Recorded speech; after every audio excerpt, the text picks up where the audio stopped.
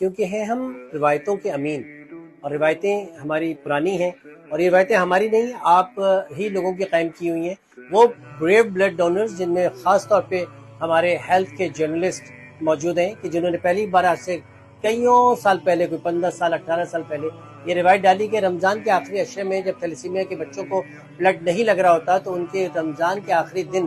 اور عید ایک تکلیف سے گزرنے کا خطرہ ہوتا ہے، ایک پریشانی ہوتی ہے ماں باپ کو، بچوں کو۔ چنانچہ اس تکلیف کو محسوس کرتے ہوئے آپ لوگ آگے بڑھے، آپ لوگوں نے عمیر ثنا کے دست و بازو بنے، اور نہ صرف عمیر ثنا بلکہ پورے پاکستان میں بڑی تعداد میں آخری عشرے میں بلڈ دے کے، بلڈ ڈونیٹ کر کے آپ لوگوں نے پوری دنیا کو یہ بتا دیا کہ ہم اپنے بچوں کا خیال رکھنا خوب جانتے ہیں، اور ہمارے بچوں کی رگوں میں ہمارا ہی لہو دوڑ رہا ہے، اور اسی لہو کی بنا پہ جو عبادت کریں گے وہ، اور جو عید گزاریں گے، تو کیا ہی خوب صدقہ ہوگا، کیا ہی خوب عید ہوگی۔ 30 تاریخ افطار عمیر ثنا کے ساتھ، افطار سے لے کے رات 12 بجے تک